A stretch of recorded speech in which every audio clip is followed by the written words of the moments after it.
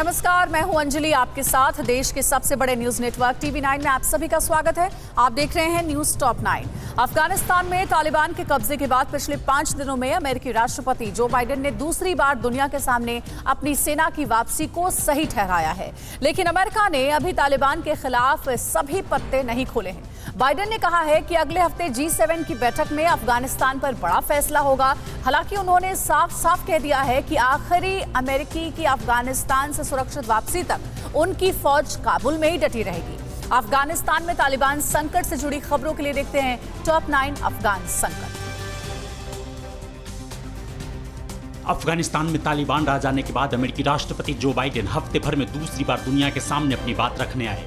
Biden ने बड़ा बयान देते हुए कहा कि अगले हफ्ते G7 की बैठक में हम अफगानिस्तान पर बड़ा फैसला लेंगे। उन्होंने कहा कि इस वक्त अफगानिस्तान पर तालिबान का राज और उसका संकट दुनिया के लिए सबसे बड़ी चुनौती है।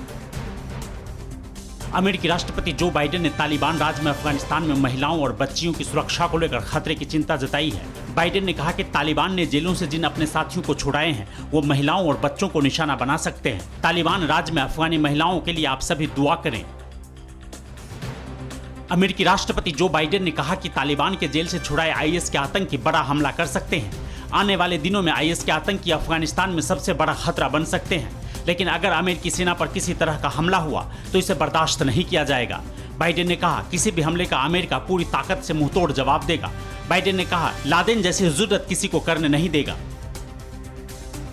अमेरिकी राष्ट्रपति जो बाइडेन ने हफ्ते भर के भीतर दूसरी बार अफगानिस्तान से अमेरिकी सेनाओं की वापसी के फैसले को सही ठहराया। उन्होंने कहा कि अफगानिस्तान में युद्ध खत्म करने का वक्त आ गया था। सैनिकों की वापसी के फैसले पर नाटो देश भी सहमत थे। हमने अफगानिस्तान में 20 सालों तक काम किया, हमारा काम पूरा हो गया था। अमेरिकी राष्ट्रपति जो बाइडेन ने अफगानिस्तान से लोगों के रेस्क्यू ऑपरेशन को अब तक इतिहास का सबसे मुश्किल और बड़ा एयरलिफ्ट ऑपरेशन बताया है। बाइडेन ने कहा कि यह मिशन खतरनाक है। सेना जोखिम के बावजूद मुश्किल हालातों से इसे चला रहे हैं। मैं वादा नहीं कर सकता कि आखिरी नतीजा क्या होगा। ये जो भी होगा नुकसान के जोखिम के बिना होगा। अफगानिस्तान से रेस्क्यू ऑपरेशन पर जो बाइडेन ने कहा कि जुलाई से अब तक 18,000 से ज्यादा सैनिकों के साथ लोगों को काबुल से सुरक्षित निकाला जा चुका है। 18,000 में से 13,000 लोगों को 14 अगस्त के बाद रेस्क्यू किया गया। शुक्रवार को यानी कल एक दिन में 5,000 से ज्यादा लोगों को निकाला गया है, जिसमें अफगानी नागरिक भी हैं। जो बाइडेन ने अमेरिका के लोगों को भरोसा देते हुए कहा कि अफगानिस्तान से सभी अमेरिकियों को सुरक्षित निकाले जाने तक हमारी सेना काबुल में मौजूद रहेगी। इस वक्त काबुल में अमेरिका के 6,000 सैनिक मौजूद हैं। काबुल एयरपोर्ट पूरी तरह से अमेरिकी सेनाओं के कंट्रोल में है। इससे न सिर्फ उड़ानें बल्कि दूसरे देशों के चार्टर विमानों से लोगों को निकाला जा रहा है। अमेरिकी राष्ट्रपति जो बाइडेन के बयान के बाद तालिबान की भी प्रतिक्रिया आई है। तालिबान के पॉलिटिकल ऑफिस के मेंबर अम्मार यासिर ने TV9 भारतवर्ष से कहा कि काबुल में हालात पूरी तरह सामान्य है। महिलाएं पूरी तरह से आजाद हैं। वो अपना काम पहले की तरह ही कर रही हैं। तालिबान पहले भी शरिया कानून के मुताबिक महिलाओं और मीडिया की आजादी की बात कर चुका है। अपने नेताओं के बीच मतभेद की खबरों को लेकर तालिबान के पॉलिटिकल ऑफिस के मेंबर अम्मार यासिर ने कहा कि हमारे लीडरशिप के भीतर कोई कंफ्यूजन या मतभेद नहीं है। यासिर ने कहा कि वो 31 अगस्त तक अमेरिकी सेनाओं के वापस जाने का इंतजार कर रहे थे। इसके बाद ही हमें अपनी नई सरकार बनानी है। उन्होंने कहा कि हमारे खिलाफ प्रोपेगेंडा चलाया जा रहा है। तालिबान जल्द से जल्द अफगानिस्तान में अपनी सरकार बनाने की जुगत में लग गया है। तालिबान का दूसरा सर्वोच्च नेता मुल्ला बरादर काबुल पहुंच चुका है। तालिबान को लगातार अफगानिस्तान में अमेरिका के छोड़े हथियार मिल रहे हैं। देखते हैं टॉप 9 तालिबान राज। जैसे जैसे 31 अगस्त की तारीख नजदीक आ रही है, अफगानिस्तान में तालिबान अपनी सरकार बनाने की कवायद तेज कर रहा है। सरकार बनाने के लिए तालिबान के राष्ट्रपति पद के दावेदार और डिप्टी चीफ मुल्ला अब्दुल गनी बरादर कंधार से काबुल पहुंच गया है। तालिबान के सूत्रों के मुताबिक सरकार में हिबतुल्लाह अखुंदजादा समेत तालिबान के 5 बड़े चेहरे शामिल होंगे। तालिबान के नेता अनस हकानी कल दक्षिणी अफगानिस्तान के खोस्त प्रांत पहुंचे। तालिबान के नेता धीरे धीरे आम अफगानियों के बीच अपनी पहुंच बनाने की कोशिश कर रहा है। अनस हक्कानी ने स्थानीय कबीलाई नेताओं के सामने तालिबान का एजेंडा रखा। तालिबान के नेताओं ने एक बार फिर कहा कि महिलाओं को शरिया कानून के मुताबिक आज़ादी होगी, लेकिन उसे बुर्का पहनना अनिवार्य होगा। तालिबान ने अपना असली चेहरा दिखाना शुरू कर दिया है। दुनिया की आंखों में धूल झोंक कर अपने दुश्मनों को चुन चुन कर हत्या कर रहा है। तालिबान उन लोगों की घर घर तलाश कर रहा है जिसने अमेरिकी सैनिकों या नाटो के फोर्स की मदद की है या उनसे संपर्क में रहे हैं। तालिबान ऐसे लोगों की हत्या कर रहा है जो उनके सामने सरेंडर नहीं कर रहे हैं। तालिबान को एक के बाद एक अमेरिकी हथियारों और सैन्य साजो सामान की बड़ी खेप भी मिलती जा रही है। काबुल में तालिबान के कमांडर अब्दुल हामिद हामसी ने सैन्य इस्तेमाल वाली गाड़ियों का मुआयना किया। काबुल पर कब्जे के बाद अफगानी सेना को दिए गए अमेरिकी सैन्य गाड़ियां तालिबान के हाथ लग गए हैं। आधुनिक हथियार और ऐसी सैन्य गाड़ियों के मिलने से तालिबान की ताकत और बढ़ेगी। अरबों डॉलर के अमेरिकी अत्याधुनिक हथियार तालिबान के हाथ लगने के बाद अमेरिकी सांसदों ने इसको लेकर गंभीर चिंता जताई है। 2 दर्जन से ज्यादा विपक्षी रिपब्लिकन सांसदों ने इन लापरवाहियों के लिए जिम्मेदारी तय करने की मांग बाइडेन सरकार से की है। सांसदों ने कहा है कि इन हथियारों के इस्तेमाल के लिए तालिबान रूस, चीन, ईरान और पाकिस्तान की मदद ले सकता है। इससे अमेरिकी तकनीक की गोपनीयता भी खत्म होगी। काबुल एयरपोर्ट पर जुट रही हजारों की भीड़ को तितर बितर करने और यहां से हटाने के लिए तालिबान के आतंकी फायरिंग कर रहे हैं। कल भी काबुल एयरपोर्ट पर तालिबान ने भीड़ को हटाने के लिए फायरिंग की, जिसके बाद लोग इधर उधर भागते नजर आए। मीडिया के मुताबिक तालिबान के खौफ से काबुल छोड़ने को बेचैन कई लोग बिना पासपोर्ट और जरूरी दस्तावेज के भी एयरपोर्ट पहुंच रहे हैं। काबुल में एयरपोर्ट के बाहर हर दिन हजारों की भीड़ जुट रही है। हर कोई तालिबान के खौफ से काबुल को जल्द से जल्द छोड़ने के लिए एयरपोर्ट के अंदर दाखिल होना चाहता है। अमेरिकी फौज भी पासपोर्ट धारकों को एयरपोर्ट के अंदर ले जाने में लगी हुई है। जो भी अफगानी नागरिक एयरपोर्ट के अंदर दाखिल होने में कामयाब हो जाता है, उसके चेहरे पर ऐसी खुशी दिख रही है मानो दूसरी जिंदगी मिल गई हो। तालिबान के खौफ से आजादी के लिए काबुल छोड़ ब्रिटेन जाने की तमन्ना लिए एक अफगानी जब अपने बच्चों और पत्नी के साथ एयरपोर्ट के अंदर दाखिल हुआ तो कहा कि यह उसकी जिंदगी का बहुत खुशनुमा दिन है। वो अपने बच्चों को डॉक्टर और इंजीनियर बनाना चाहता है जो अफगानिस्तान और ब्रिटेन की सेवा कर सके। इन्हें नहीं पता कि उन्हें ब्रिटेन में शरण मिलेगी या किसी और देश में। काबुल में लोगों के रेस्क्यू ऑपरेशन में अमेरिकी सेना के स्पेशल मारीन जवान भी लगे हैं। एयरपोर्ट में रेस्क्यू ऑपरेशन के कुछ ऐसी तस्वीरें आई हैं जो इस सबसे बड़े संकट की गवाही दे रहे हैं। विमान में सवार होने से पहले अमेरिकी मारीन बात करने के दौरान अफगानी बच्चों के चेहरे पर खुशी साफ दिख रही है। C-17 ग्लोब मास्टर 3 में सवार होने के लिए जा रहे अफगानियों के चेहरे पर सुकून दिख रहा था। अफगानिस्तान में पिछले 20 साल में हुई तरक्की को बर्बाद करने में लगा है तालिबान। तालिबान को अफगानिस्तान में कहां मुंह की खानी पड़ी, पंजशीर के शेर तालिबान पर कैसे भारी पड़ गए, संयुक्त राष्ट्र तालिबान से बात करने के लिए क्यों तैयार हो रहा है और पाकिस्तानी तालिबान ने चीनी इंजीनियर्स की पाकिस्तान में हत्या हुई। देखते हैं top 9 battle of Afghan. Afghanistan के चौथे सबसे बड़े शहर मजार-ए-शरीफ में कल रात आग लगने की बड़ी घटना सामने आई है। मजार-ए-शरीफ के वालिद पार्क में तालिबान ने कल आग लगा दी। इस मनोरंजन पार्क में झूले लगे थे। इस पार्क के साथ शेबेरगन के फुटबॉल पार्क में भी तालिबान के आतंकियों ने आग लगा दी। तालिबान पिछले 20 साल में अफगानिस्तान में हुई तरक्की को बर्बाद करने में लगा है। तालिबान ने भले अफगानिस्तान पर कब्जा कर लिया हो, लेकिन एक ऐसा इलाका भी है जहां तालिबान को घुटने टेकने पड़ रहे हैं। काबुल से करीब 125 किलोमीटर दूर पंजशीर घाटी में उत्तरी गठबंधन के लड़ाकों ने 15 तालिबानियों को मार गिराया है, जबकि 10 को गिरफ्तार कर लिया है। पंजशीर के बागलान प्रांत में उत्तरी गठबंधन ने तालिबान से 3 जिले छीनकर उस पर अपना कब्जा कर रखा है। अफगानिस्तान के पंजशीर घाटी में उत्तरी गठबंधन के लड़ाकों ने तालिबान के खिलाफ बिगुल फूंकते हुए फूले हिसार और देह सलाह जिलों में अफगानिस्तान का झंडा फहरा दिया। यहां से तालिबान को खदेड़े जाने के बाद अहमद मसूद के लड़ाकों ने जश्न मनाया। इस इलाके में तालिबान से मसूद के बहादुर सिपाहियों का भीषण युद्ध चल रहा है। इस बीच तालिबान ने अहमद मसूद के पास बातचीत का प्रस्ताव भेजा है। तालिबान का खुलेआम समर्थन करने वाला पाकिस्तान अब उसके साथ राजनयिक संबंधों को मजबूत करने में जुटा है। पाकिस्तान के विदेश मंत्री शाह महमूद कुरैशी रविवार को काबुल का दौरा कर सकते हैं। माना जा रहा है कि काबुल में तालिबान की सरकार बनने से पहले पाकिस्तान तालिबानी नेताओं के साथ बातचीत करना चाहता है। पाकिस्तान में पीएम इमरान खान तालिबान के आने को अफगानिस्तान की आज़ादी बता चुके हैं।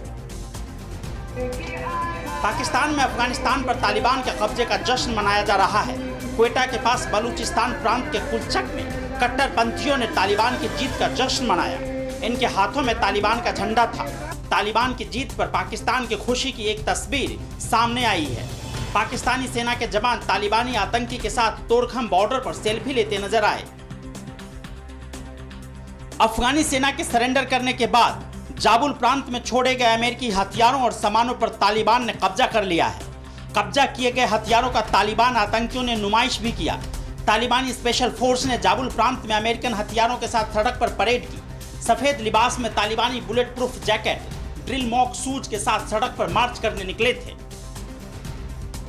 तालिबान ने जर्मनी के रेडियो डॉयचे वेले के एक पत्रकार की तलाश के दौरान उनके रिश्तेदारों की गोली मारकर हत्या कर दी है, जबकि परिवार के दूसरे सदस्य तालिबान की फायरिंग में घायल हो गए।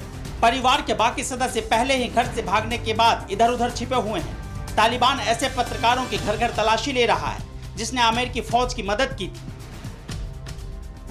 अफगानिस्तान में कब्जा करने वाले तालिबान से अब संयुक्त राष्ट्र भी बातचीत के लिए तैयार है। संयुक्त राष्ट्र प्रमुख एंटोनियो गुटेरेस ने कहा, तालिबान से उनकी बात नहीं हुई, लेकिन अफगानिस्तान में उनके लोग तालिबान के संपर्क में हैं। गुटेरेस ने कहा कि बातचीत का मकसद तय करना भी जरूरी है। गुटेरेस ने तालिबान को सख्त चेतावनी देते हुए कहा कि वो मानवाधिकारों का सम्मान करे। पाकिस्तान के बलूचिस्तान प्रांत के ग्वादर में 9 चीनी इंजीनियरों की हत्या कर दी गई है। चीनी इंजीनियरों को निशाना बनाकर धमाका किया गया था। एक महीने में दूसरी बार अपने 9 इंजीनियर्स की हत्या से बौखलाए चीन ने पाकिस्तान के विदेश मंत्री और गृह मंत्री को बीजिंग तलब कर लिया है। चीन ने पाकिस्तान को आखिरी चेतावनी दी है। माना जा रहा है कि इस हमले के पीछे पाकिस्तान के तहरीक तालिबान का हाथ है। और अब आपको राष्ट्र की अहम खबरें दिखाएंगे। प्रधानमंत्री ने तालिबान के खिलाफ क्या दिया है संदेश? सोनिया गांधी की अगुवाई में हुई 19 दलों की बैठक में क्या समाधान निकला? दिल्ली में अब किस बात पर सरकार और एलजी के बीच ठन गई है? देश की अहम खबरों को जानने के लिए देखिए टॉप 9 राष्ट्र। प्रधानमंत्री ने बगैर नाम लिए तालिबान को कड़ा संदेश दिया है। सोमनाथ के लिए योजनाओं का उद्घाटन करते हुए पीएम ने कहा कि जो तोड़ने वाली शक्तियां हैं और जो आतंक के बलबूते साम्राज्य खड़ा करने वाली सोच है, वो किसी कालखंड में कुछ समय के लिए भले ही हावी हो जाए, लेकिन उसका अस्तित्व कभी स्थायी नहीं होता। ऐसी शक्तियां ज्यादा दिनों तक मानवता को दबाकर नहीं रख सकती। तालिबान के समर्थन में बोलकर शायर मुनव्वर राणा फंस गए हैं। उनके खिलाफ लखनऊ के हजरतगंज थाने में धार्मिक भावनाएं आहत करने और शांति भंग करने की कोशिश का मुकदमा दर्ज कराया गया है। इस बीच अब एआईएमआईएम चीफ असदुद्दीन ओवैसी ने कहा है कि भारत को अफगानिस्तान की महिलाओं की चिंता ज्यादा है, जबकि अपने यहाँ महिलाओं के खिलाफ रेप और अपराध के मामले बढ़ते जा रहे हैं।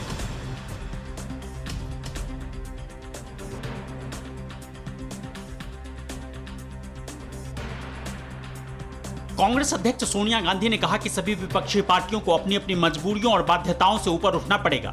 19 दलों की मीटिंग में सोनिया ने कहा कि 2024 का आम चुनाव अंतिम लक्ष्य है। ये एक चुनौती है, लेकिन एकजुट होकर हम ऐसा कर सकते हैं। हमें ऐसा करना ही होगा, क्योंकि एक साथ मिलकर काम करने के अलावा कोई विकल्प नहीं है। सोनिया की अगुवाई में हुई विपक्ष की बैठक में शामिल उद्धव ठाकरे पर केंद्रीय मंत्री और बीजेपी नेता नारायण राणे ने तंज किया है। राणे ने कहा कि शिवसेना सिर्फ 56 विधायकों वाली एक छोटी सी पार्टी है, जिसका पूरे देश में क्या महत्व है। यही नहीं, शिवसेना के सांसद भी पीएम मोदी के आशीर्वाद से चुनकर आए हैं। दिल्ली के उपराज्यपाल अनिल बैजल ने दिल्ली में ऑक्सीजन की कमी से हुई मौत की जांच के लिए केजरीवाल सरकार की तरफ से गठित समिति के प्रस्ताव को फिर खारिज कर दिया है। इस बात की जानकारी देते हुए डिप्टी सीएम मनीष सिसोदिया ने कहा कि एक तरफ तो केंद्र सरकार कह रही है कि राज्य बताएं कि ऑक्सीजन की कमी की वजह से कितनी मौतें हुई, दूसरी तरफ कह रहे हैं कि जांच नहीं करने देंगे। ऐसे में राज्य कैसे बताएंगे? सीबीआई ने पश्चिम बंगाल के डीजीपी को मेल भेजकर वहां हुई हिंसा की जानकारी मांगी है। खासतौर पर रेप और हत्या के मामलों की डिटेल उपलब्ध कराने को कहा है। इन जानकारियों के मिलने के बाद सीबीआई जांच शुरू करेगी। दरअसल हाईकोर्ट ने बंगाल में चुनाव के बाद हुई हिंसा और ज्यादती के दूसरे मामलों की जांच सीबीआई से कराने का आदेश दिया है। केंद्रीय मंत्री भूपेंद्र यादव ने आरोप लगाया है कि पश्चिम बंगाल में चुनाव के बाद जिस तरह से कत्लेआम हुआ, ऐसा पहले कभी नहीं हुआ। भूपेंद्र यादव ने कहा कि मैं खुद चुनाव की घटनाओं का साक्षी रहा हूं। कल बंगाल हिंसा पर कोर्ट के 5 जजों ने यह कहा कि हिंसा के मामले में सरकार निष्क्रिय रही है। ठाणे के भिवंडी इलाके में राज ठाकरे की पार्टी एमएनएस के कार्यकर्ताओं ने टोल नाके पर जमकर हंगामा किया और तोड़फोड़ की। एमएनएस के लोग इस टोल नाके को बंद करने की मांग कर रहे हैं। यह मांग काफी समय से उठ रही थी।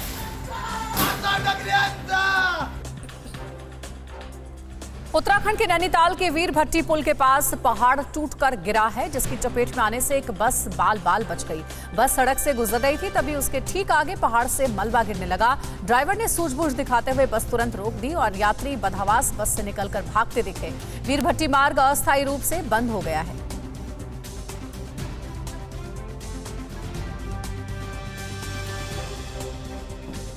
खबरों में आगे बढ़ेंगे। किरीट सोमैया पर किसने किया हमला? उज्जैन में पाक के समर्थन में नारे पर क्या हुई कार्रवाई? नक्सलियों ने अब कहां हमला किया? देखते हैं टॉप 9 देश प्रदेश। लंबे गैप के बाद दिल्ली और आसपास के इलाकों में बारिश हुई है। इससे पिछले कुछ दिनों से पड़ रही भारी उमस वाली गर्मी से लोगों को राहत मिली है। राजधानी का तापमान 5 से 7 डिग्री तक कम हो गया है। मौसम विभाग ने अगले 2 से 3 दिनों तक ऐसे ही रुक रुक कर बारिश होते रहने की संभावना जताई है।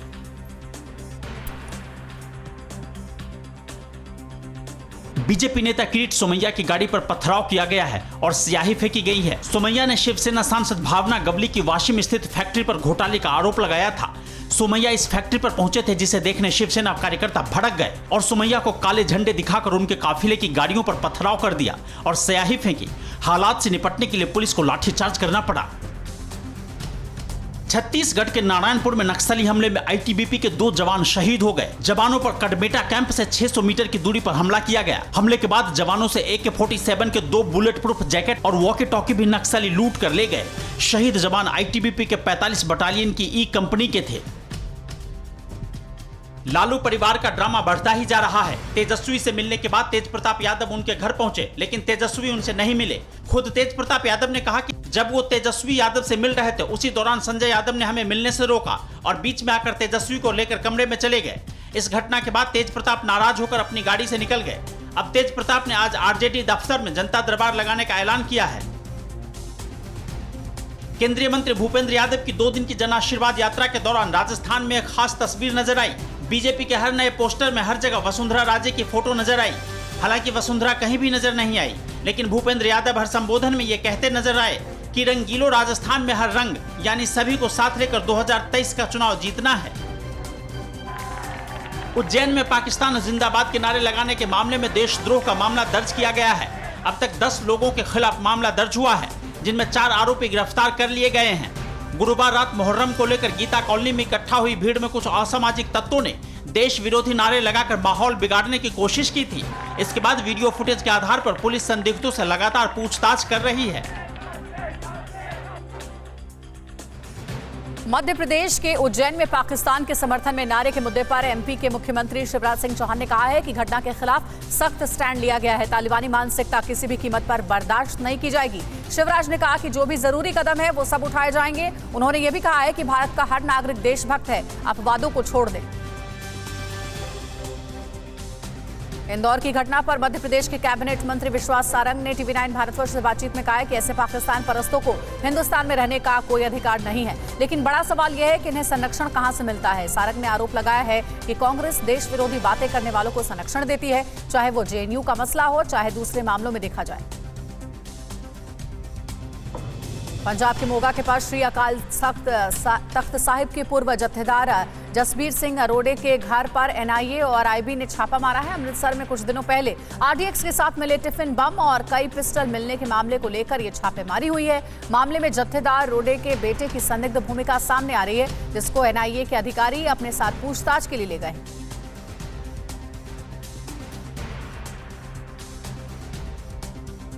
और अब आपको कोरोना अपडेट देंगे। केरल में क्यों बढ़ता जा रहा है पॉजिटिविटी रेट? श्रीलंका में फिर से क्यों लौट आया लॉकडाउन? यूपी में कोरोना कर्फ्यू में मिली कितनी छूट? देखते हैं टॉप 9 कोरोना से जानकर। देश में पिछले 24 घंटे में कोरोना के 34,288 नए केस आए। वहीं इस दौरान 36,248 मरीज रिकवर हुए। एक दिन में महामारी से जान गंवाने वालों की संख्या 376 है। देश में अभी भी 3,55,000 से ज्यादा एक्टिव केस हैं। केरल में कोरोना के मामले कम होने का नाम नहीं ले रहे। चिंता की सबसे बड़ी वजह यह है कि राज्य में संक्रमण दर 16.94% तक पहुंच गया है। वहीं पिछले 24 घंटे में राज्य में संक्रमण के 20,224 नए मामले आए। वहीं इस दौरान रिकवर होने वालों की संख्या 17,142 रही, जबकि 99,000 की मौत महामारी से हो गई। इसके साथ ही राज्य में एक्टिव केस बढ़कर 1,82,000 से ऊपर पहुंच गया है।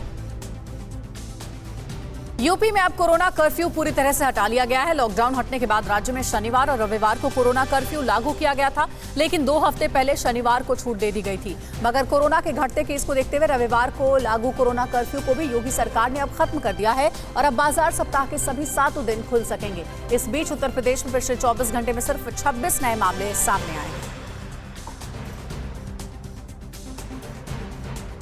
कोरोना का खतरा गया नहीं है, बल्कि अलग अलग देशों में यह बार बार लौट रहा है। ऐसे ही देशों में श्रीलंका भी शामिल है, जो इन दिनों कोरोना की गिरफ्त में फंसा है।